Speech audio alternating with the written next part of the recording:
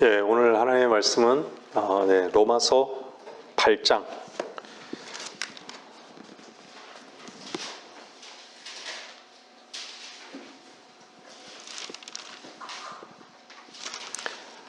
어, 1절을 읽고요. 30절을 보겠습니다.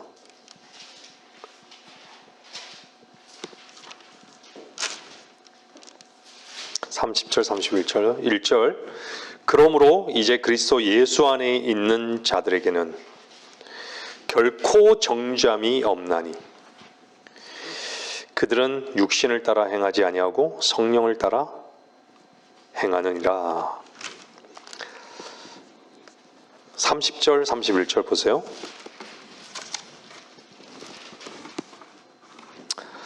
그리하여 예정하신 이들을 또한 부르신 이들을 또한 의롭게 하시고 의롭게 하신 이들을 또한 영화롭게 하셨느니라. 그렇다면 이런 일에 대하여 우리가 무슨 말을 하리요? 하나님께서 우리를 위하신다면 누가 우리를 대적하리요? 제가 오래전에 한 3년 전에 이 로마서 8장 오늘 이 구절을 가지고 설교한 기억이 있습니다.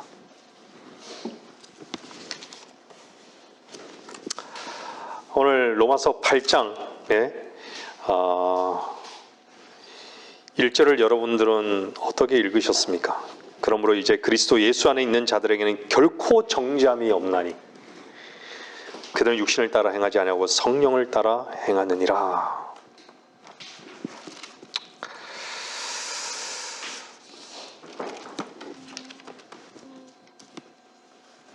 대부분 사람들은 로마서 8장 1절이요 뭔가를 달성해야 하는 목적인 것처럼 이 말씀을 읽죠. 그런데 이것은요 완성된 것이에요. 우리가 하나님의 아들 안에 있기 때문에 정죄받지 않는 거예요. 사실 모든 사람들은요 자기가 자기 자신에 대해서 참 많이 안다라고 생각하고 자기 자신에 대해서 속는 것을 모르죠. 자기 자신이 정말 괜찮은, 자기 자신이 생각한 것은 옳고 자기 자신이 보는 것은 맞고 하나님의 아들 안에 있기 때문에 정죄받지 않는 것이고 죄와 율법에 대해서 자유한 것이에요.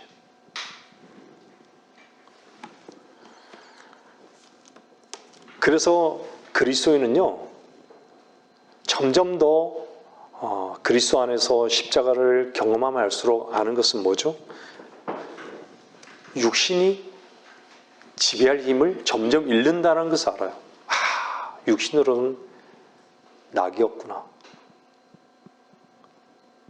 육신이 질질 정말 이미 주님께서 이혼을 선언하고 이혼된 육신에 질질 끌려가는 삶을 그렇게 즐거워하지 않아요. 어떤 삶을 즐거워할까요? 성령께서 의의 길로 이끌어 가시는 그 삶을 기뻐하는 거죠. 그리스도인은 그 삶을 누리는 거예요. 근데 로마서 8장 오늘 봤던 31절 보면 그렇다면 이런 일에 대하여 우리가 무슨 말을 하리요? 하나님께서 우리를 위하신다면 누가 우리를 대적하리요? 여러분 안에서 이런 고백을 주 앞에서 한다면, 그리스도 안에서 여러분들이 하신다면 여러분들 참으로 담대한 위치에 있는 것이에요. 얼마나 담대합니까? 하나님께서 우리를 위하신다면 누가 우리를 대적하리요?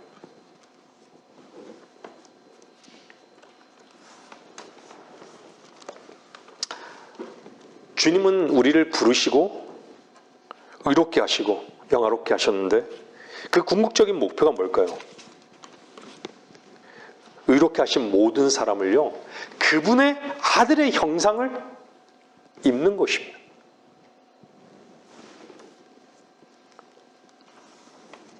영생을 얻고 또한 유업을 함께하고 영광에 참여하는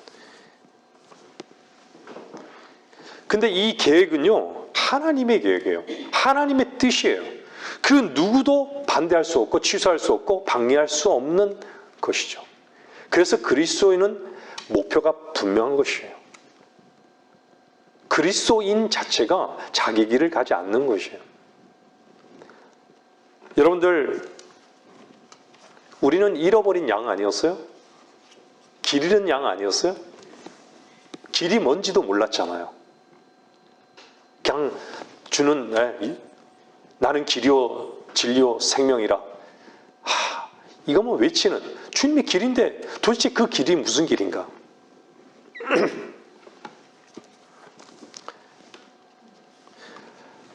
양은요 원래 강하지도 않아요.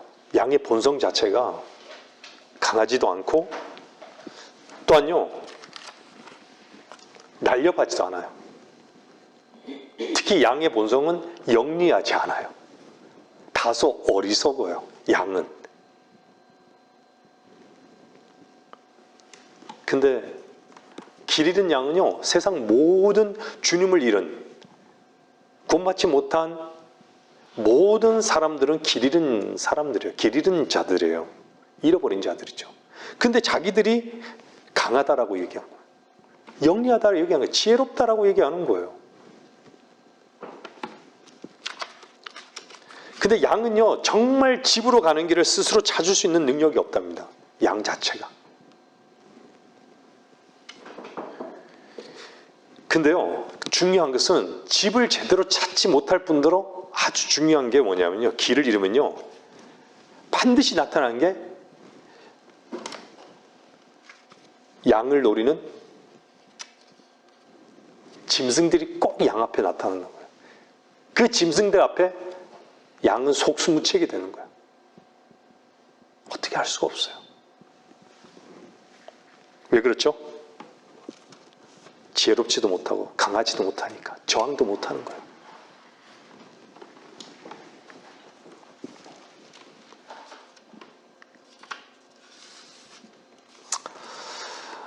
여러분들 예전에도 이런 질문을 던졌지만요, 여러분은 하나님 편이십니까? 하나님이 여러분 편이십니까? 이 질문은 어떤 한 분이 또한 질문을 예전에 한번 던지셨죠. 그죠?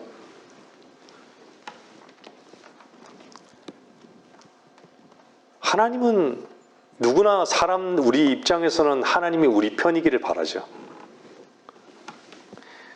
근데 여러분 자신이 하나님 편에 있는지, 하나님 편에 있다는 것은요, 그리스도 안에 있는지를 한번 확인해 보십시오. 그리스도 안에 있는지. 그래야 하나님께서 여러분을 얼마나 위하시는지를 알 수 있을 것이에요.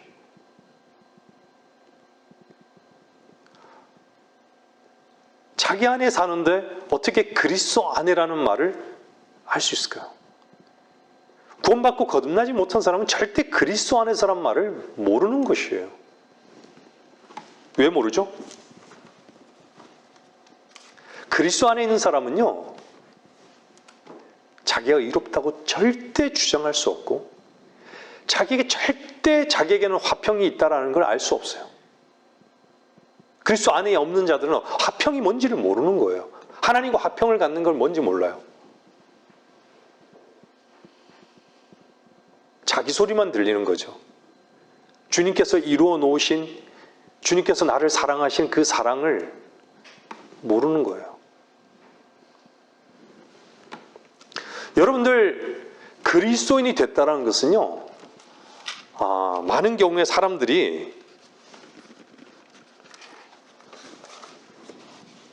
놓치는 게 뭐냐면요, 여러분들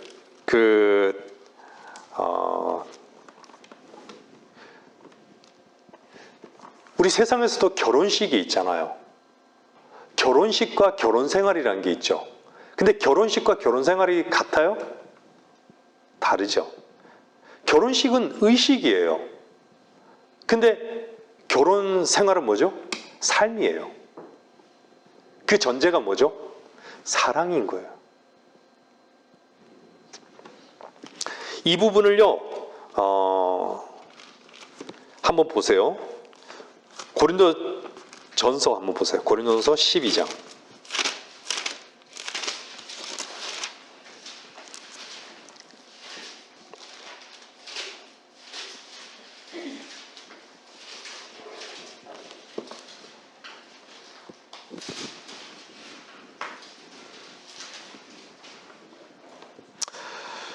(12장) 12절 13절요. 몸은 하나인데 많은 지체가 있고 한 몸의 지체는 많아도 모두 한 몸인 것처럼 그리스도께서도 그러하시니라. 유대인이나 이방인이나 종이나 자유인이나 한 성령에 의하여 우리 모두가 한 몸 안으로 침례를 받았으며 또 모두가 한 성령 안으로 마시게 되었느니라. 여러분들 여기서요 주의하셔야 되는 게 뭐냐, 한 몸 안으로 침례 받은 것하고요 또 모두가 한 성령 안으로 마시게 되었느니라. 한 몸 안으로 침례 받은 것은 단번의 체험이에요. 근데 한 성령 안으로 마시게 되는 것은요 날마다의 체험인 거예요.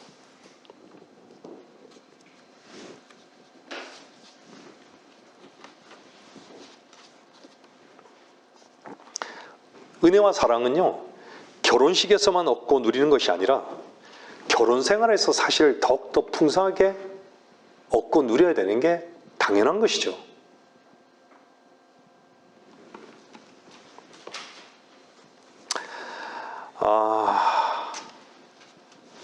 혹시 여러분이 하나님이 자기 편이라는 그 거짓된 위로를 삼는 삶을 살고 있지 않느냐, 이 질문을 한번 여러분의 자신에게 한번 던져보십시오.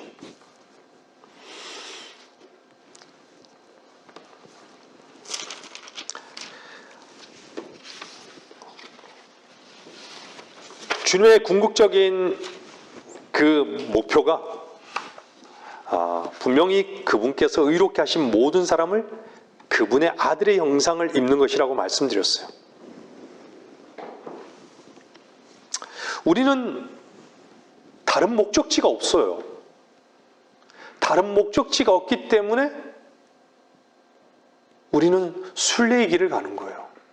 오직 한 가지 목적지밖에 없어요.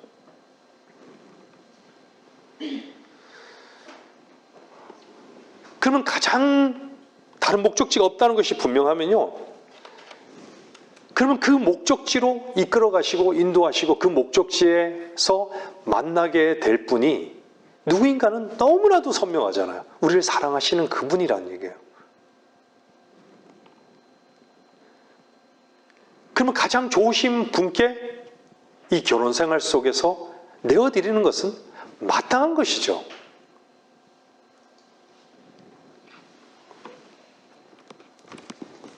하나님께서 관심 갖는 것은요 다른 사람이 아니에요. 하나님께서 누구에게 관심 갖겠어요? 구원받고 거듭난 하나님의 아들들에게, 자녀들에게 관심을 갖는 것이에요. 다른 데는 관심이 없습니다. 이 세상이 무엇이 어떻게 되고 거기에 왜 하나님께서 관심 가져야 됩니까?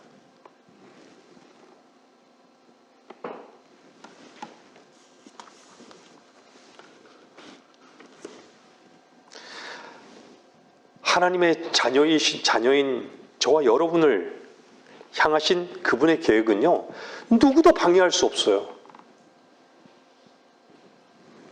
누구도 취소할 수 없습니다. 하늘이나 땅의 어떤 힘도 그리스도 안에서 주께서 이루어 나가시는 그분의 뜻을, 우리를 향하신 그분의 뜻을 취소시킬 수 없어요. 너무나도 위로가 되지 않습니까? 하나님께서 우리를 위하신다는 얘기예요.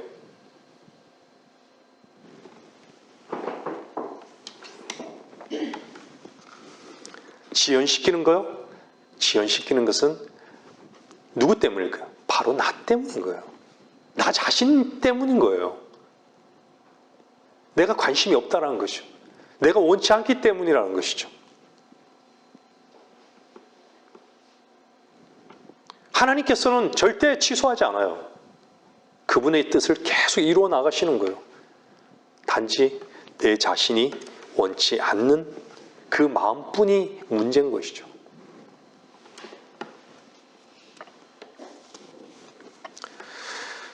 여러분들, 주님께서 우리의 죄를 구원하시기 위해서 죄가 되어서 죽으심을 믿으시죠? 믿으셨죠? 왜 대답이 없어요? 믿으셨죠? 그분께서는요, 지금 우리를 죄로부터 자유롭게 하시기 위해서 살아 계십니다. 여러분 안에.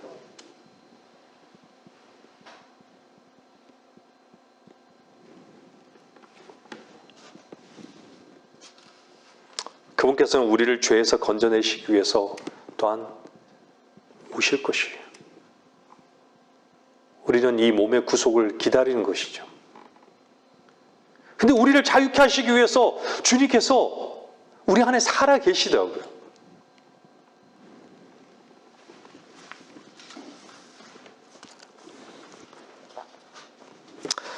로마서 8장은요, 제가 6장, 7장은 참 많이 다뤘죠. 우리는 많이 들었죠. 로마서 8장은요, 정말 우리의 혼을 향한 주님의 그 위대하고도 끊임없는 사랑을 보여주고 있습니다.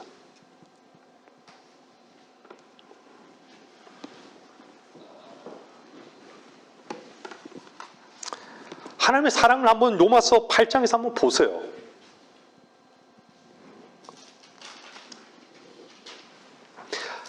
로마서 6장에서 8장까지는요, 하나님께서 우리에게 하시는 협박을 기록하신 게 아니에요. 협박하시는 게 아니에요. 우리를 사랑하셨어요.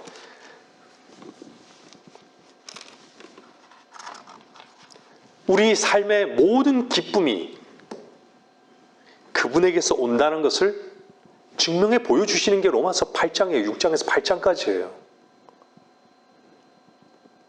죄에 대한 자유함. 그죠? 율법으로부터의 자유함. 또 뭐죠?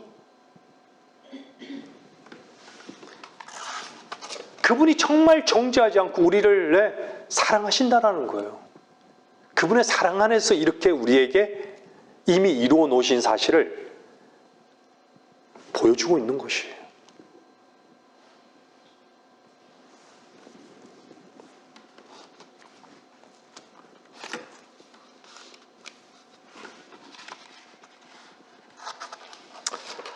항상 축복이 자리에는요, 뭐가 있는지 아십니까?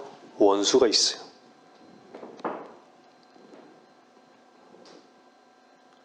빛이 있는 곳에는요, 참빛이 있는 곳에는 항상 거짓된 빛이 있는 것이죠. 축복의 자리에는 사망을 대신 주는 원수가 있다는 것을 엄중히 경고하시고 조심하라고 말씀하시는 거예요. 창세기 1장 3절 보세요. 우리가 잘 알잖아요. 창세기 1장 3절 하나님께서 뭐라 그래요? 빛이 있으라 하시니 빛이 있더라.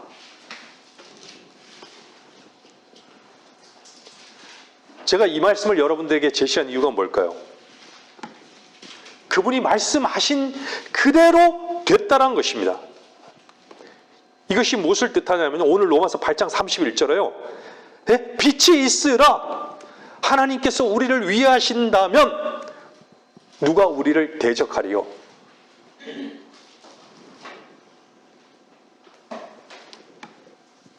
주께서 나에게 구원의 증거가 되셨다면 그분께서 나를 영화롭게 하시고 이끌어 가시는 이 모든 복된 행동은 결코 취소될 수는 없습니다.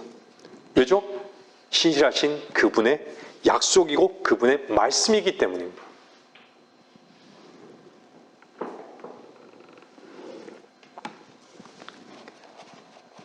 하나님께서는 그분의 말씀으로 모든 것을 이끌어 가십니다. 말씀대로 되는 것이에요. 근데 하나님께서 이루어 놓으신 그 사실에 대해서 관심이 없어요. 나에게 대해서 하나님께서 나를 향해서 이루어 놓으신 그 사실. 항상 세상의 소리, 항상 나의 소리밖에는 들리지 않아요. 그러면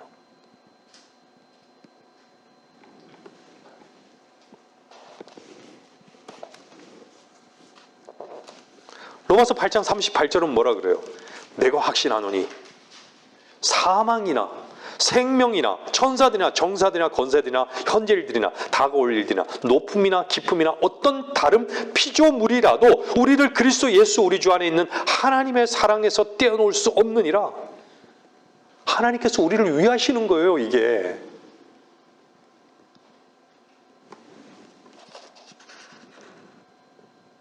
여러분의 생명보다 더 중요한 게 무엇이죠? 이 육신의 생명보다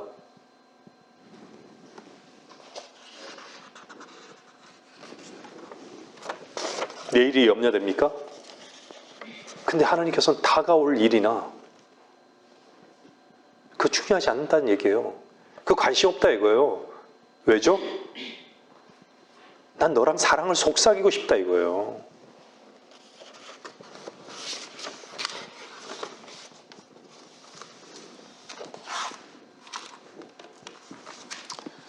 우리가 늘 얘기하지만 2000년 동안 이스라엘은요, 성경에서 무화과 나무 같았던 것이에요. 마른 뼈 같은 것이에요. 마른 뼈.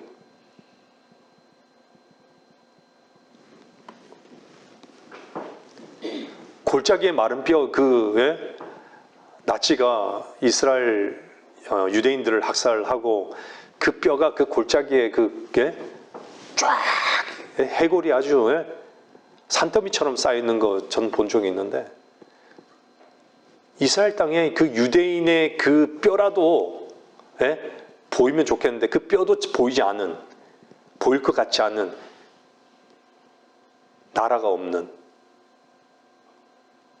그런 상태에서 하나님께서는 이스라엘을 회복시키기 위해서 이스라엘을 곳곳에 흩어져 있는 이스라엘이 그 핍박 가운데 그 많은 수많은 뼈들이 곳곳에서 죽어나가고 그런 역사 속에서 하나님께서 부르시는 그 기적을 보여주셨잖아요. 너무 놀랍지 않습니까? 오늘 말씀을 통해서요, 한 가지에 집중하십시오.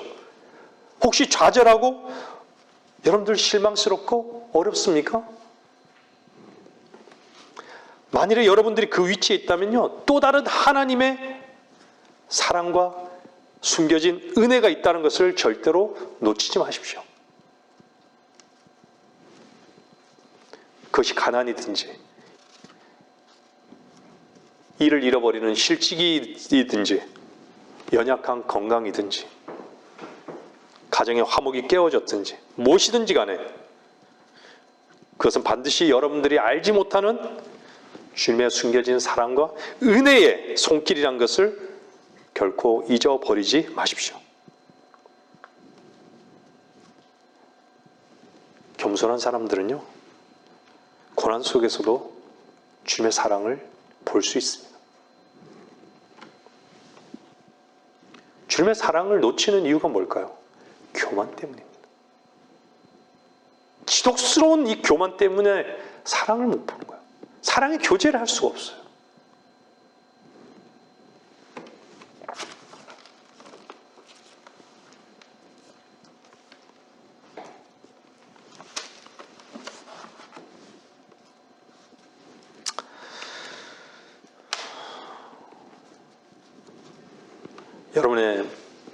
여러분 자신의 필요와 여러분 자신의 소원, 그거 외에는 관심이 없기 때문에요, 하나님의 사랑을 볼 수 있는 눈이 없는 거예요. 하나님의 뜻에는 더욱더 관심이 없겠죠. 하나님의 손길은 늘 우리에게 미치고 있는데 그 손길에도 너무나도 쉽게 외면하는 것이죠.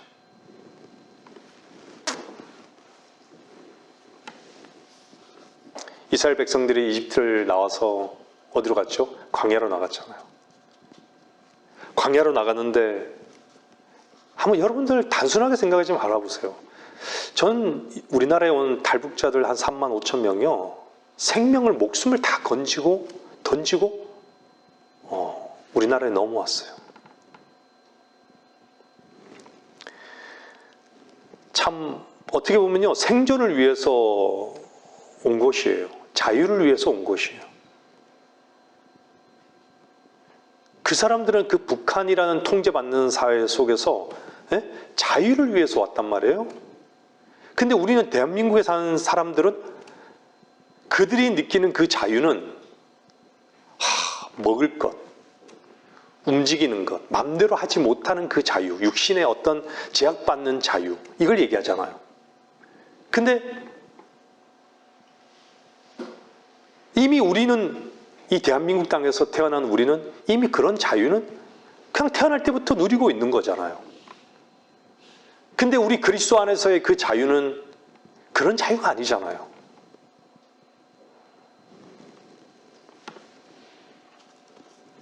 광야로 나갔을 때 어땠죠? 그들은요? 이제 우리가 굶어 죽는구나. 다 끝났구나. 이집트를 오히려 나왔던 대로 다시 동경하게 되죠. 나왔던 곳을요. 세상을 동경하는 거예요.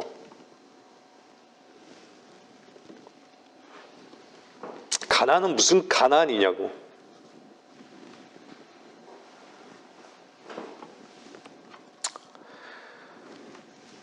참 우리는 하나님의 약속을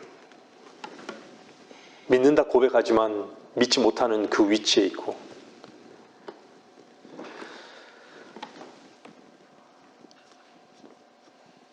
어떤 상황 가운데, 나에게 펼쳐진 그 상황 가운데 좌절하고 실망하고,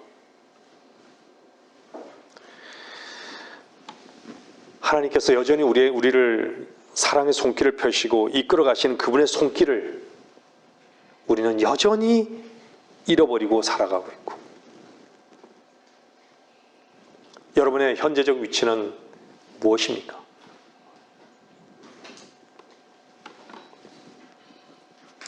무엇이 필요하고 무엇이 소원입니까?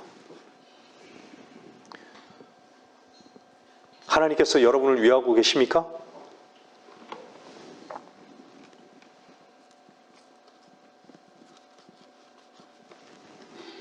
저는 여러분에게 담대히 말씀드립니다. 하나님의 약속 외에는 그 어떤 것도 노하십시오. 붙들지 마십시오. 하나님의 약속 외에는 노하십시오. 그 순간의 선택에 따라서 여러분들이 그만큼 시간이 지연될 수 있는 것이에요. 그만큼 힘들 수 있는 것이고, 나를 위하시는 그분께 맡기라는 것이에요.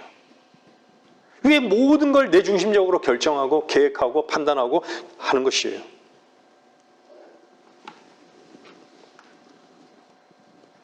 여러분 안에 주께서 말씀으로 계시다면 그분께서 여러분들을 당연히 책임지실 거 아닙니까? 그런데 왜 여러분들은 여러분의 뜻을 펼치시기를 원하시는 것이에요? 도대체 무엇을 남길 것인가요?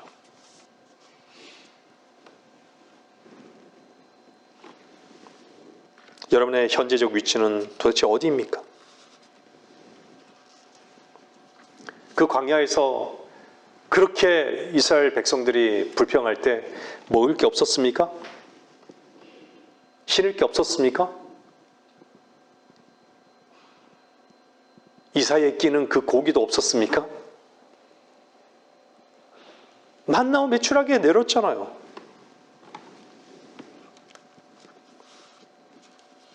마실 물이 없었습니까?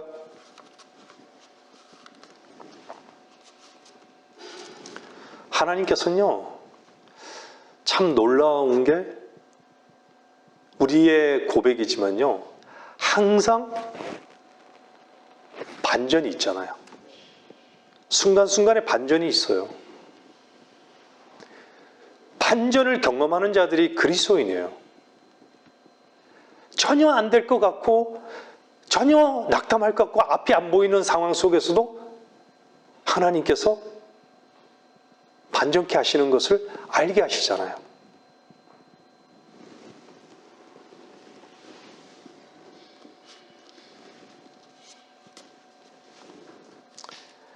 사람들 속에 자신의 요구와 불신이 자기의 즐거움만을 찾아가는 이 죄의 독성. 하나님께서는요, 우리에게 그 부분을 다루시기를 원하는 거예요.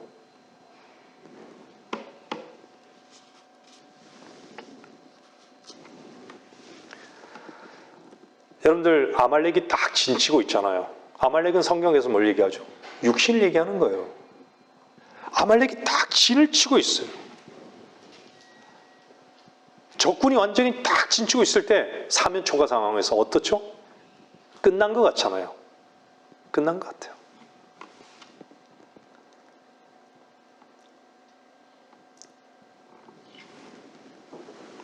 근데 하나님께서 모세의 손을 딱 들어 올리잖아요.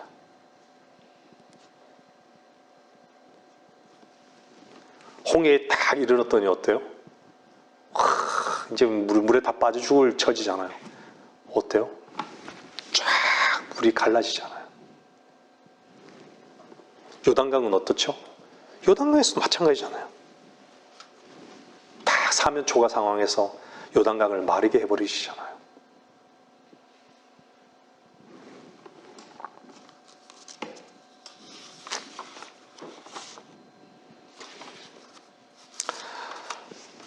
우린 참 교만한 위치에 있습니다. 여러분들 삶 속에서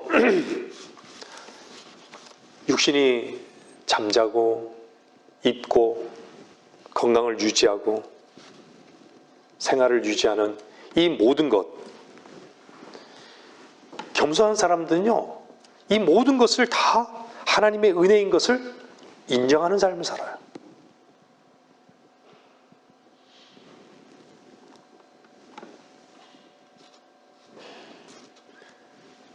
근데 삶 속에서 무엇이 잘 되면 내가 잘해서 잘 된 것이냐, 다 그렇게 여겨버리죠.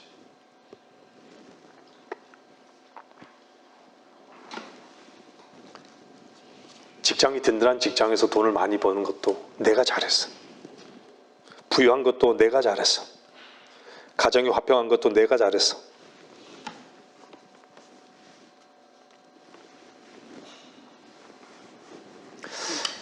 진짜 그래요.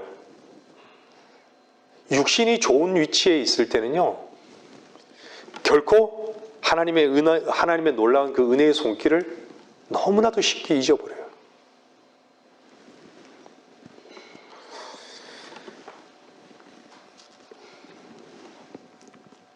교만이 들어오는 것이죠.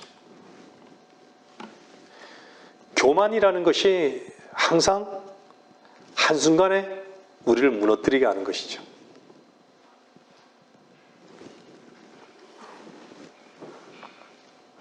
여러분들 주변을 한번 보세요. 어렵고 힘든 상황 속에서도 주님을 바라보고 주님께 무릎을 꿇고 경배하고 살아가는 사람이 있는 반면에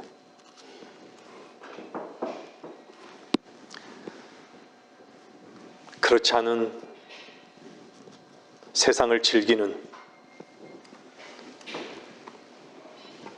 오직 자기의 즐거움만을 위해서 살아가는 사람을 보게 되는 것이죠. 어느 사람이 겸손한 자의 위치에 있는 것이에요.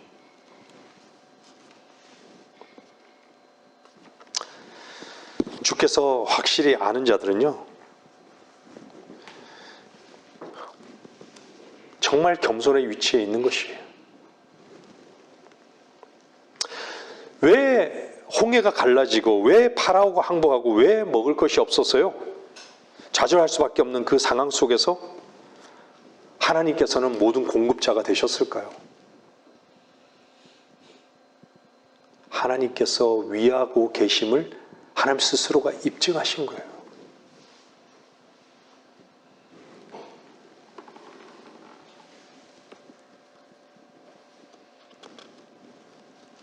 하나님께서 우리를 위하시고 계신다는 거예요. 도대체 무엇이 두렵다는 것이죠?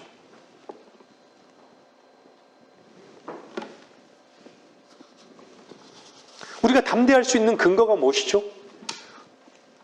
우리 자신을 지키기 위해서 담대한가요? 자신을 지키는 자는 결코 담대할 수 없어요.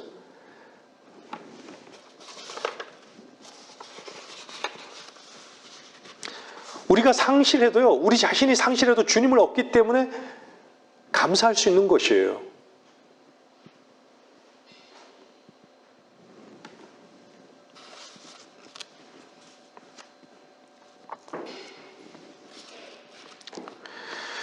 우리가 주님 안에서 담대한 이유, 우리의 힘은 주께 있기 때문입니다.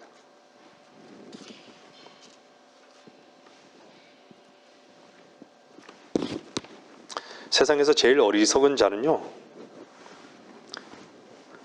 하나님과 함께하는 자와 싸우는 자입니다. 왜냐하면 그것은 하나님과 싸우는 것이기 때문에 헛된 것이죠.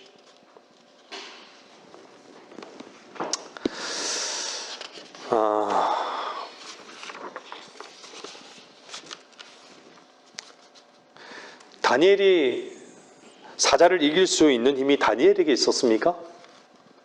안 그렇죠. 다니엘을 위하시는 하나님 때문에, 다니엘을 위하시는 하나님 때문에,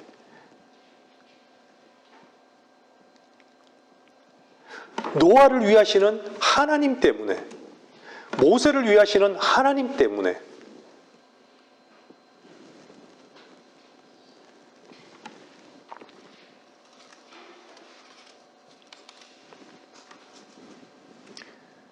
하나님 편에 여러분들이 있다면 하나님께서는 여러분들을 위하시는 거예요. 그 어떤 것도 우리를 대적할 수 있는 게 없어요.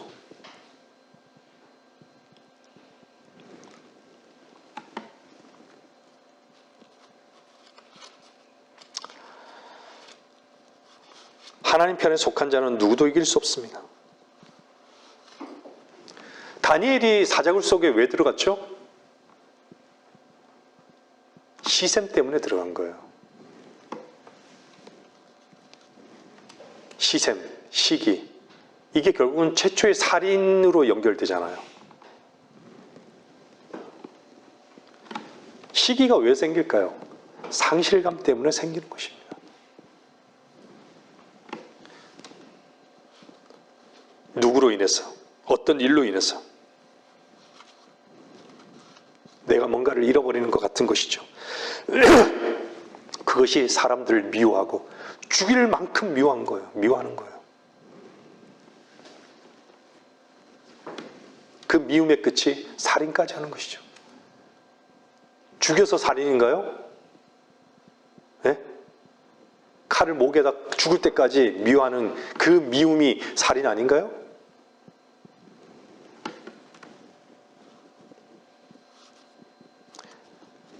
물질을 잃어버리고 사람을 잃어버려도 주님 한 분만 잃어버리지 않으셨으면 된 거 아닙니까? 다른 것을 잃어버린 것에 대해서 시기하지 마십시오. 주님께서 주시는 것을 그냥 누리면서 사시면 되는 것이에요. 시기는요, 주님을 잃어버리게 하는 것이에요.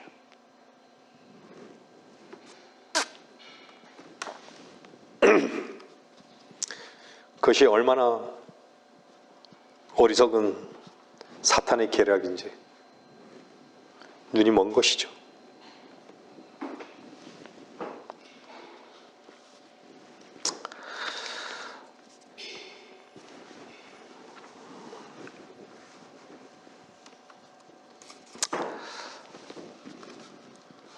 항상 문제는요, 하나님 말씀을 믿지 않는 게 문제입니다. 너무 쉽게 얘기하죠. 여러분들 너무 쉽게 말하지 마십시오. 믿지 않는 것은요, 정확하게 믿지 않는 것은, 믿지 못하는 것은요, 누구만 안 하면 사탄만 하는 것이에요.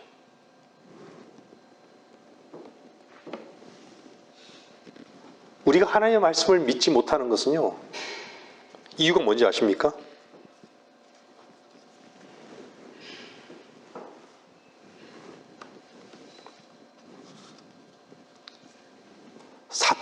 사탄의 계략에 쏟고 있는 것이에요, 사실은.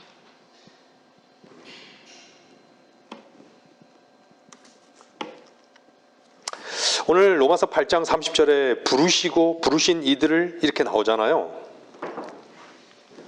하나님께서는요, 항상 시작부터요, 부르시는 것부터 시작하는 거예요. 여기서 오늘 로마서 8장에서 본문에서 봤듯이요, 예정이라는 말을 여러분들 아시지만, 예정이라는 것은요, 창세전에 구원받을 자와 구원받지 않을 자를 예정이 이게 아니라 그리스도 안에서 예정을 얘기하는 거예요. 그리스도 안에서.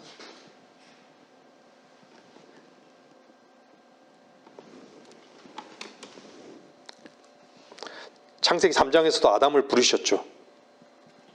아브라함도 부르셨고요. 모세도 부르셨고요. 다 부르셨어요. 근데 지금 교회 시대에 누굴 부르셨죠? 여러분들을 부르신 거예요. 왜 부르신 거죠? 하나님께서 자신을 입증하시기 위해서 우리에게요. 자신의 말씀을 입증하시기 위해서요. 우리를 위하시기 위해서요. 우리가 사랑하기 위해서요.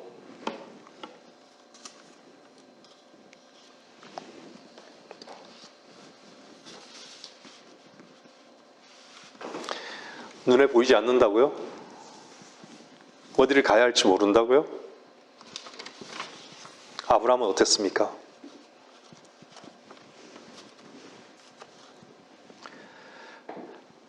볼 수 없지만 그 약속의 말씀이 있잖아요. 그 약속의 말씀에 따라서 움직이는 것이에요. 내가 움직이는 것이 아니라, 내가 먼저 움직이는 것이 아니라 약속의 말씀에 따라 움직이는 거예요. 누가요? 부르심을 받은 사람들은요. 부르신 사람들만이 누릴 수 있는 것입니다. 부르셨기 때문에 모든 것을 누릴 수 있는 것이에요. 그것은 뭘 얘기하죠? 부르신 그분이 모든 것을 책임지겠다라는 것이에요. 여러분들 구원받았습니까? 여러분들 입술의 고백이 그분을 주라고 고백했습니까? 그분이 책임지신다는 거예요. 그분이 위하시겠다는 거예요. 아까 했잖아요. 로마서 8장 31절에 내가 확신하노니 다가올 일도 사망도 생명도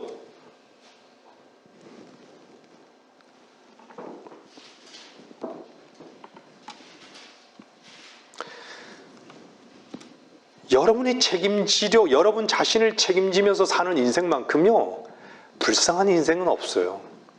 어리석은 인생은 없어요.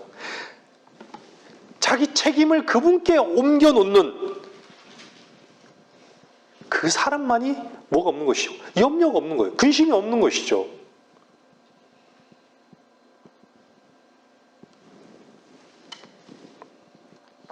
창세기 15장 보세요. 창세기 15장 1절.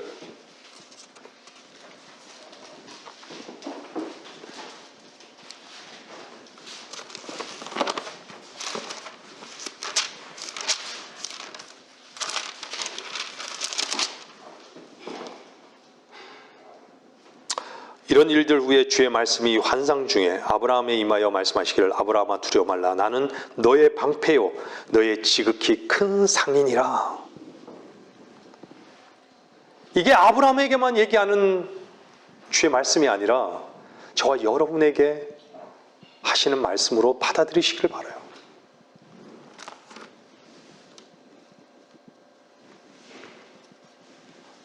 이 말씀 언제 주셨는지 아십니까? 처음에 이런 일들 후에 나오잖아요. 아브라함이 조카 롯을 구하기 위해서 적과 싸우고 적을 물리치고 난 다음에 조카를 데리고 갔잖아요. 그리고 누굴 만났어요? 멜기세덱을 만났죠. 멜기세덱을 만났는데 11조를 드리잖아요. 근데 그게 다 끝난 것 같잖아요. 아니요.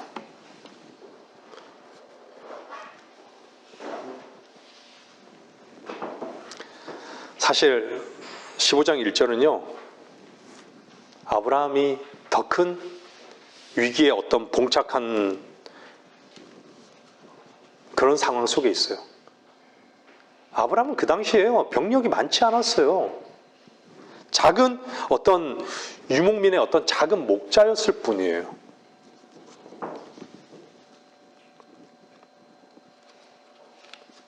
그래서 그 주변에 있는 연합군들이 다시 쳐들어올 걸 알았던 것이죠.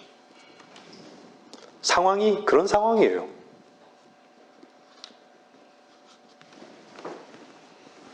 그때 아브라함에게 하나님께서 주신 거예요. 두려워 말라고. 여러분들 그리스도 안에서 항상 반전을 기대하는 것은요, 그 반전을 기대하는 것에 익숙하셔야 됩니다. 왜요? 그분의 말씀은 살아있기 때문에. 그분의 말씀은요, 늘 항상 우리에게 외치고 있는 거예요. 단지 내가 귀를 닫고 나로 살기 때문에 그 소리가 안 들리는 거예요.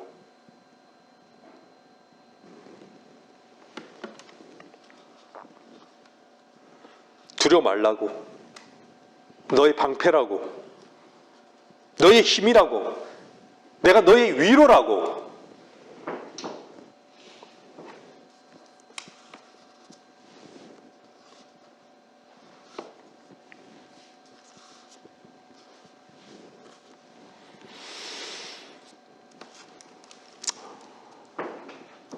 다시 한번 출애굽기로 돌아가서 한번 생각해 보세요.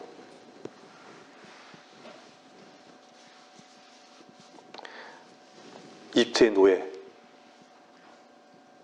한번 여러분 지난날 한번 생각해 보세요. 자기 자신의 노예, 세상의 노예, 죄의 노예로, 이집트의 노예로.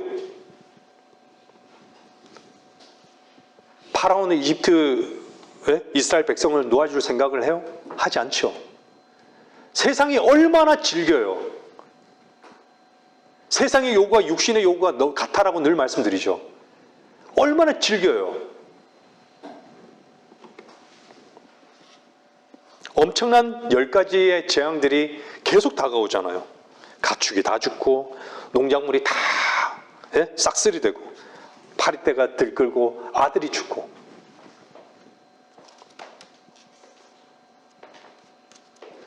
근데 파라오가 나중에 세상의 왕인, 이 세상의 왕인 파라오는 뭐 어떻죠? 결국은 어떻게 돼요?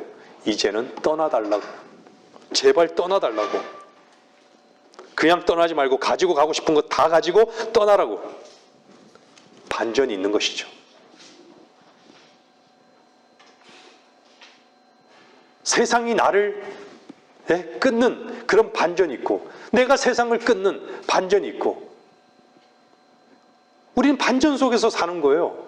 죄가 끝나고 세상이 끝나고 육신이 끝나고 주님의 이루심 속에서 주님이 이루신 그 사실이 발견될 때 반전이 있는 거예요. 항상.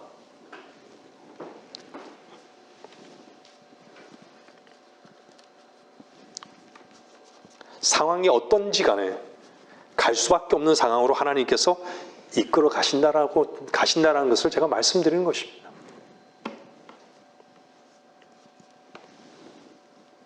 이 말씀의 역사이신 하나님께서 여러분들 안에 주가 되셨습니까? 고백하세요. 주가 되셨냐고요. 못 믿기 때문에 불평이 되는 것이에요. 못 믿기 때문에 염려가 되고, 못 믿기 때문에 자기 계획 속에서 살아가는 거예요. 자기 뜻대로 사는 거예요. 교만의 위치에 있는 것이죠.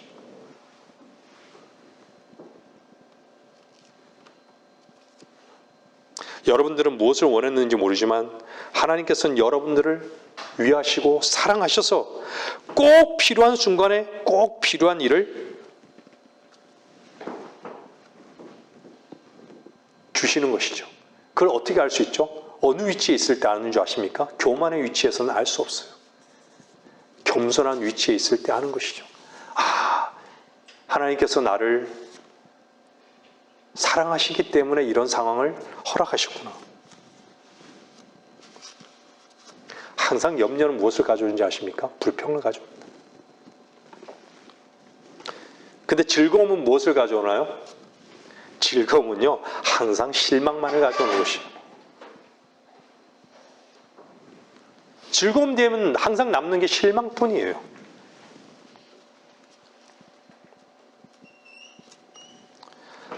하나님께서 여러분을 부르셨다면요, 그 부르심의 그 결과를 하나님께서는 여러분에게 반드시 나타내실 것이에요. 말씀을 정리하겠습니다.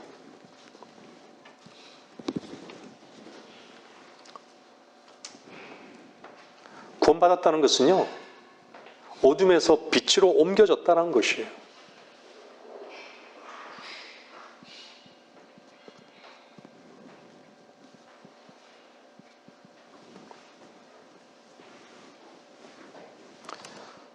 여러분들이 죄에서 거룩하게 됐다면 여러분 스스로가 노력해서 된 것입니까? 하나님께서 하셨잖아요.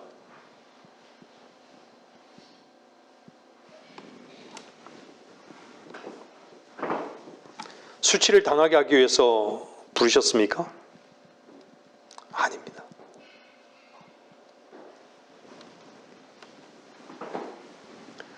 우리가 세상 속에서요, 무시당하고 또 짓밟히고 있다면요, 이유는 반드시 뭔가 우리에게, 우리 자신에게 필요한 것이 있기 때문입니다. 우리는 이것을 인정하면서 사는 거예요. 여러분들 이사야 53장을 한번 자세히 봐보세요. 그것이 주님께서 하나님이신데 그분이 왜 어린 양으로 오셔서 그렇게 죽어가야 됐는지를 하나님께서 이사야 53장에 말씀해 놓으신 건요, 바로 나의 모습이에요. 양의 모습이에요. 길 잃은 양의 모습이에요.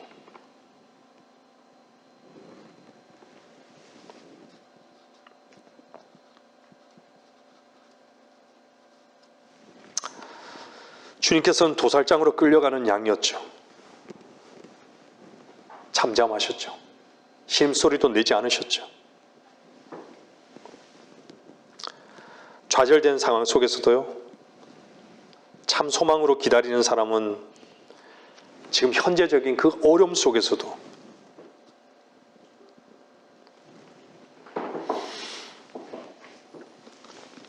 하나님께서 나에게 무언가를 주시고자 하는가에 대해서 확신이 있는 것이죠. 그래서 잠잠할 수 있는 것이에요.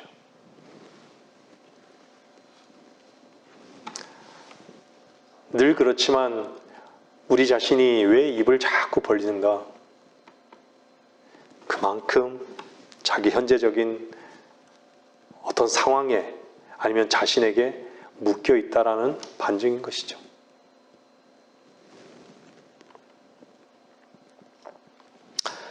오늘 로마서 8장 30절에 부르신 이를 또한 의롭게 하시고 의롭게 하신 이들을 또한 영화롭게 하셨느니라. 우리는 이미 의롭게 됐습니다. 죄 없고 흠없는 그분이 죄에 대해서 정죄하셨습니다. 근데 그분 안에, 그분이 우리 안에 거하시는데 그분의 근거로 살아가는 여러분에게 어떻게 누가 정죄할 수 있겠습니까? 누구도 대적하지 못하는 위치에 있는 것이에요.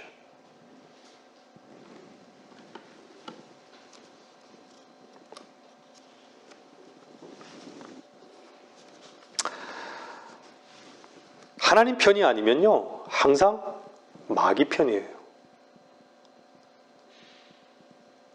중립지대는 없습니다.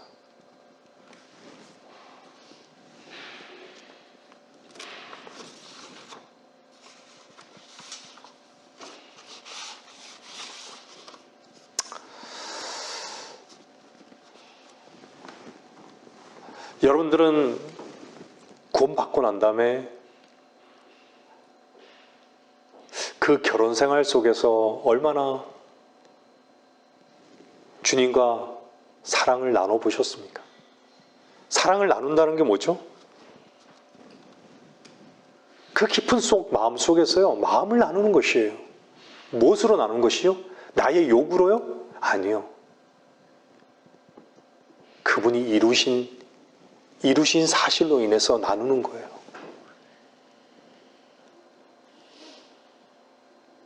그분이 이루신 사실이 내 안에, 내 마음 안에 하나가 되어 있다면 풍성히 누리는 거예요. 모든 삶이 다 감사하지 않겠습니까?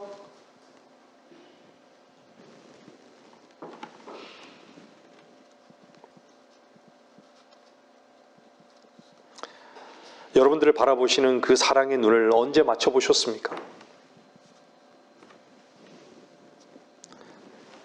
그 사랑의 눈을 즐길 줄 아는 사람들은요, 어디 있든 어느 장소든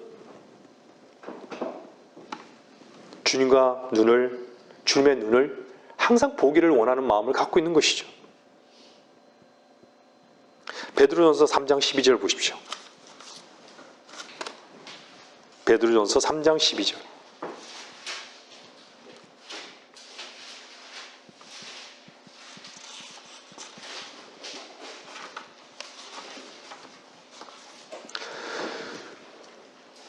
주의 눈은 의인을 향하시고 그의 귀는 그들의 기도에 열려 있으시나 주의 얼굴은 악을 행하는 자들을 대적하시느니라.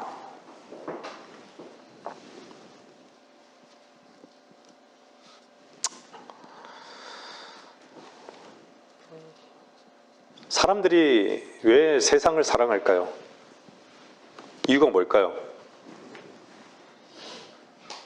세상 속에서 자기의 뜻을 펼칠 수 있기 때문이에요.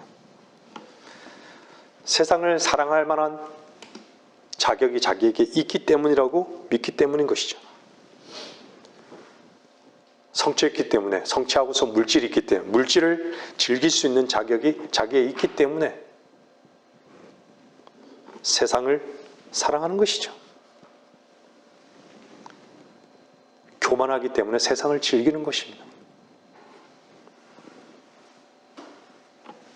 하나님 앞에 겸손한 자는 결코 세상으로 나가지 않습니다. 왜죠?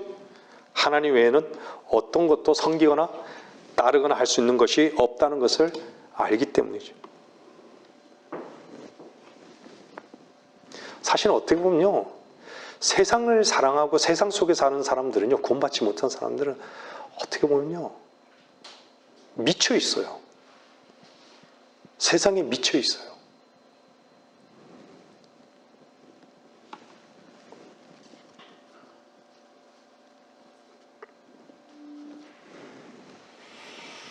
그리스도는 우리 주 예수 그리스도의 그 보혈의 그 가치가 얼마나 놀라운 하나님의 은혜의 손길이었는지를 감사하는 것이죠. 매 순간.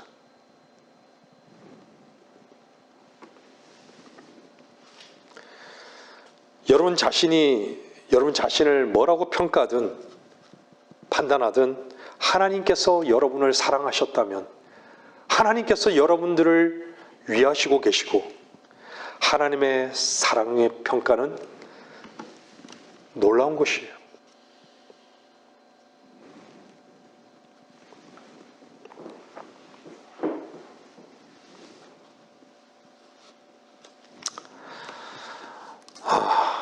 우리는 예수 안에서 천상에 앉아 있는 자들이에요. 한번 볼까요? 에베소 2장 6절 보세요. 에베소 2장 6절요.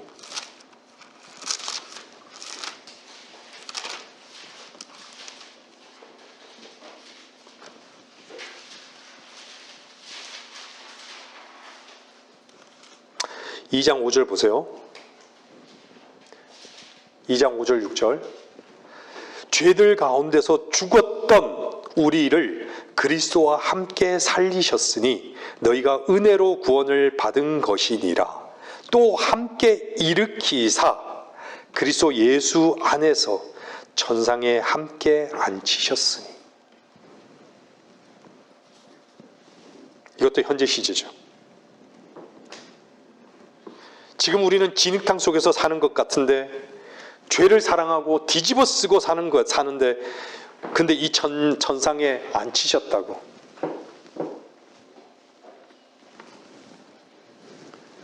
우리의 머리 대신 주께서 하나님의 보좌 우편에 앉아 계시다고. 우린 머리 대신 주님의 속한 몸입니다. 몸. 그분은 우리의 머리십니다.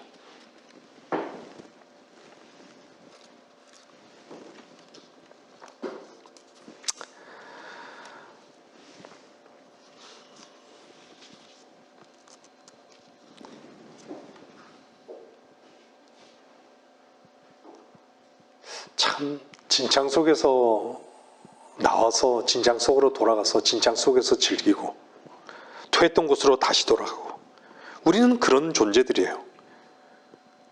돼지와 개같이 그냥 살죠. 우리는 그럴 수밖에 없는 존재예요. 근데 여러분, 분명한 것은요, 그럴지라도 주님은 우리를 사랑하고 계시고 우리를 위하신다는 거예요.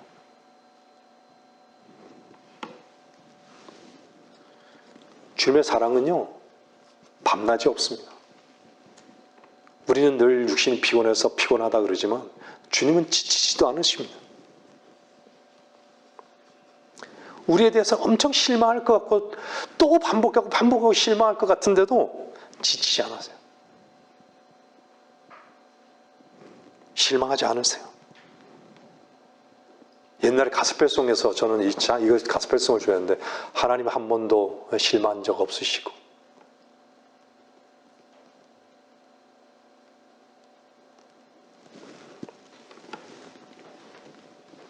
왜 그렇죠? 그분의 약속의 근거를 두고 계시기 때문입니다. 변치 않는 하나님 말씀 때문이에요. 우리는 변덕스럽지만요, 하나님은 결코 변덕스러운 분이 아니세요.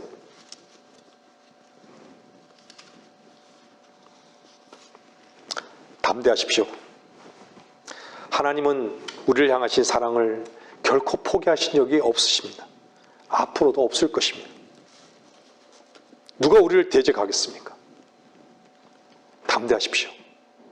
누구도 우리를 해할 수 없습니다. 담대하십시오. 설교 전에 잠깐 우리가 담대한 것을 찾아봤죠. 그리스도 예수 안에서. 여러분들이 예수 그리스도 안에 있다면 담대하지 않을 이유가 전혀 없습니다.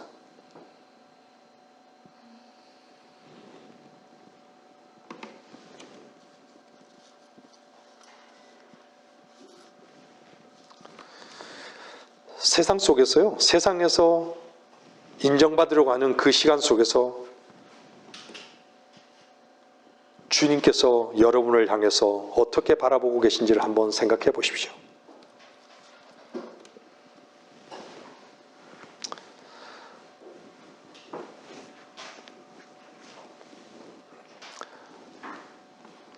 사람에게, 세상에게 인정받아야 하고, 명예가 높아져야 하고, 물질이 많아져야 하고, 모든 것이 다 잘 되기를 원한다면요, 그 사람에게는 뭔만이 남는 줄 아십니까? 교만만이 남는 것이에요. 교만은 미끄러지게 하는 것이고요, 완전히 끝나버리게 하는 것이에요.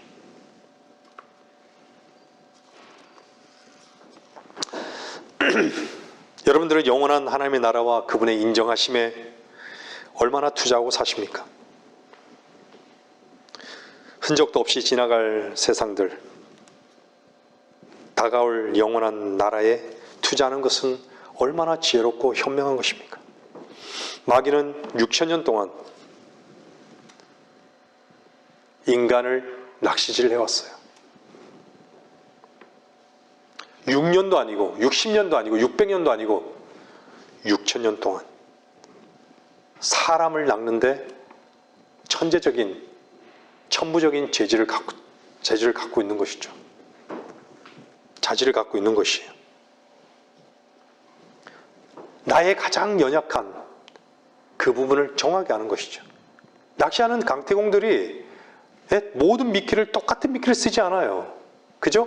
어떤 고개는 이 미끼를 쓰고 어떤 고개는 이 미끼를 써요. 마귀는요, 우리의 가장 연약한, 우리의 가장 하나님과 원수되게 하고, 하나님의 말씀으로 향하지 못하게 하고, 세상을 사랑하게 하고, 나 자신을 십자가로 못 나가게 하고, 이 모든 것들을요, 딱 무엇인지를 딱 알아요, 마귀는. 그걸 쓰게 하는 거예요. 그걸 이미 한번 다 준비되어 있는 것이 항상. 그것이 뭐죠? 맞춤형 미끼죠. 맞춤형 미끼. 요즘은 맞춤형 서비스라고 그러잖아요. 인간의 욕망을 아니까 맞춤형 서비스가 나오는 거예요.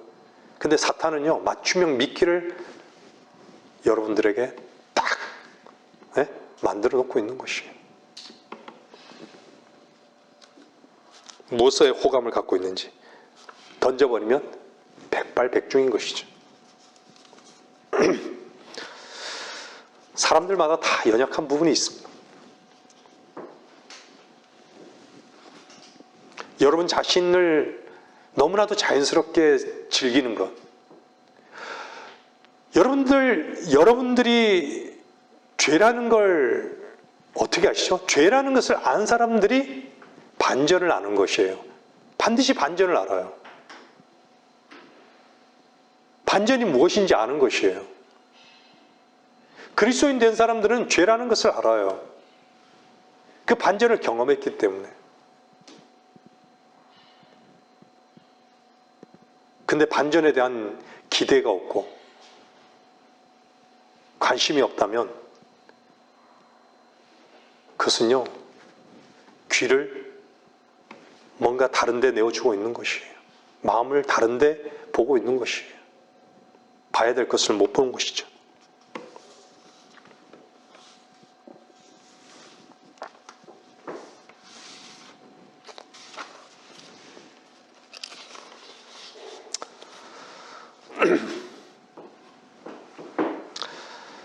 하나님께서 여러분의 편인 것을 믿습니까?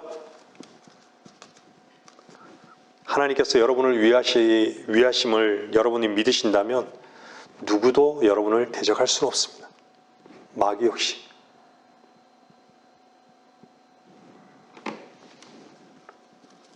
하나님은 온전히 다 부분적으로가 아니라 온전히 다 하나님의 것이 되기를 원하십니다. 그런 사람들이 하나님께서 자기 자신의 주가 되신 것을 믿고 안전하게 누리는 것입니다. 오늘 본문의 말씀처럼 사도 바울과 같이 하나님께서 나를 위하신다면 누가 나를 대적하리요? 이 믿음의 확신 가운데 담대하게 그리스도 예수 안에서 살아가시는 성도 여러분들이 되시기를 주의 이름으로 바라는 것입니다. 설교를 마치겠습니다.